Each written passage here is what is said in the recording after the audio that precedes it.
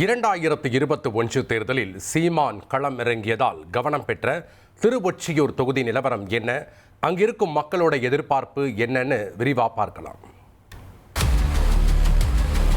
மக்களே, உங்க தொகுதி பத்தி கொஞ்சம் தெரிஞ்சுக்கோங்க. திருவொற்றியூர் சட்டப்பேரவை தொகுதி திருவள்ளூர் மாவட்டத்தில் கத்திவாக்கம், திருவொற்றியூர், சின்னசேக்காடு, எர்ணாவூர், எண்ணூர் மற்றும் மணலியில குறிப்பிட்ட பகுதிகளை உள்ளடக்கிய தொகுதி.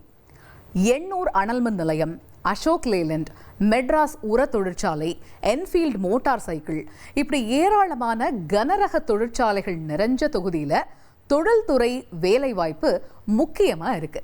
மீன்பிடி தொழிலும் மக்களுடைய முக்கியமான வாழ்வாதாரமா இருக்கு.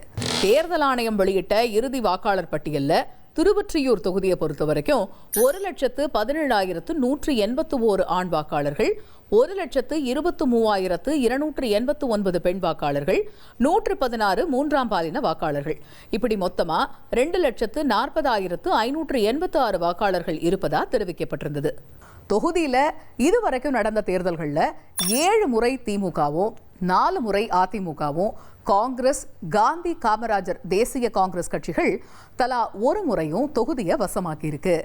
2021 தேர்தலில் நாம் தமிழர் கட்சியின் தலைமை ஒருங்கிணைப்பாளர் சீமான் போட்டியிட்டதால தமிழகம் முழுவதும் கவனம் பெற்ற ஒரு தொகுதியா இருந்துச்சு. ஆனா தொகுதியில கணிசமான வாக்குகளை சீமான் வாங்கினாலும் வெற்றி அவருக்கு கிடைக்கல. திமுக சார்பில் போட்டியிட்ட KP சங்கர் 88,185 வாக்குகளை வாங்கி வெற்றியை வசமாக்கினார். 50,524 வாக்குகளை வாங்கின அதிமுக வேட்பாளர் குப்பன் தோற்று 2ஆம் இடம் பிடிச்சாரு.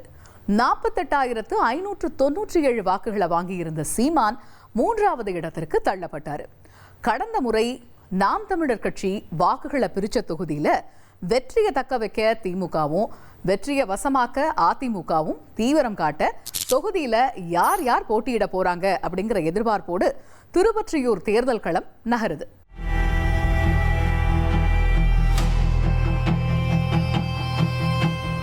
மாணவர்களுக்கோ இங்கே இளைஞர்களுக்கோ ஒரு விளையாட்டு மைதானம் இல்லை, சரியான விளையாட்டு மைதானம் இல்லை. அவங்க எதுக்கு எடுத்தாலும் வேற இடம் போக வேண்டிய ஒரு சூழ்நிலை அமையுது. அதே மாதிரி பார்த்தீங்கன்னா நம்ம இந்த மேற்கு பகுதியில் வில்லேஜ் ஸ்ட்ரீட்டில் ஒரு ரயில்வே கேட் வேலை கிட்டத்தட்ட 3-4 வருஷமா அப்படியே கடப்பில் கிடக்குது. அது எந்த வித டெவலப்மெண்ட் இல்லை. அங்கேருந்து மக்கள் இந்த பக்கம் வர முடியாமல் அந்த பக்கம் சுற்று வட்டார சுற்றி போகிறதுனால நாங்கள் வியாபாரிகள் எங்களுக்கு கஸ்டமர் இந்த பக்கம் வர்றதில்லை. இதுக்கு முன்னாடி 4 வருஷத்துக்கு முன்னாடி எங்களுக்கு மார்க்கெட் காலி பண்ணி கொடுக்க சொன்னாங்க. காலி பண்ணி கொடுத்துருக்கோம். இதுவரையிலும் எந்த ஒரு நடவடிக்கையும் எடுக்கல. அதனால எங்களுக்கு சீக்கிரமாக மார்க்கெட்டு கட்டி கொடுக்க மாதிரி ஏற்பாடு பண்ணி சொல்லுங்க. வேலை வாய்ப்பு எங்களுக்கு இல்லை, ரொம்ப கஷ்டப்படுறோம். வருமானமே ஃபர்ஸ்ட் மாதிரி எதுவுமே கிடையாது. இங்கே ஃபர்ஸ்ட்லாம் மீன்லாம் போனால் எதனா கிடைக்கும், ஒரு 1000-2000 கிடைக்கும். சுத்தமாக எதுவுமே எங்களுக்கு படிப்பு இல்லை. கஷ்டப்படுற ஒரு பிள்ளைங்களுக்கு வேலை வாய்ப்பே இல்லை. லேடிஸுங்களுக்கு கூட வேலை கிடைக்க மாட்டேங்குது. அதனால கஷ்டப்பட்டுக்கிறோம் நாங்கள். அதே மாதிரி சார் ஹாஸ்பிட்டல் இருந்தால் எங்களுக்கு ரொம்ப நல்லா இருக்கு. எங்களுக்கு எல்லாம் நாங்கள் ஆராசார போகிறோம், கோஸ் ஆஸ்பத்திரிக்கு போகிறோம், இங்கே திருவத்தூருக்கு போகிறோம். இங்கெல்லாம் ஒரு மருவத்தூர் இருந்தால் ரொம்ப நல்லா இருக்கு எங்களுக்கு.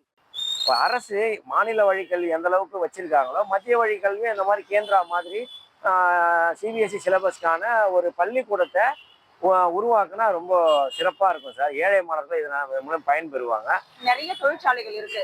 அதுல மகளிருக்கான ஒரு இடம் ஒதுக்கீடு நிறைய இருக்கான்னு கேட்டா எனக்கு தெரியல.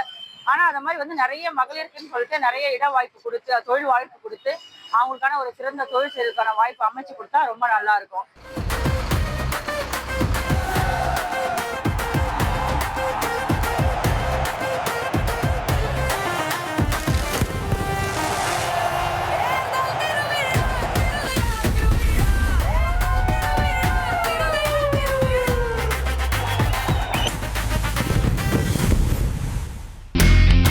இனி செல்லும் இடமெல்லாம் செய்தி.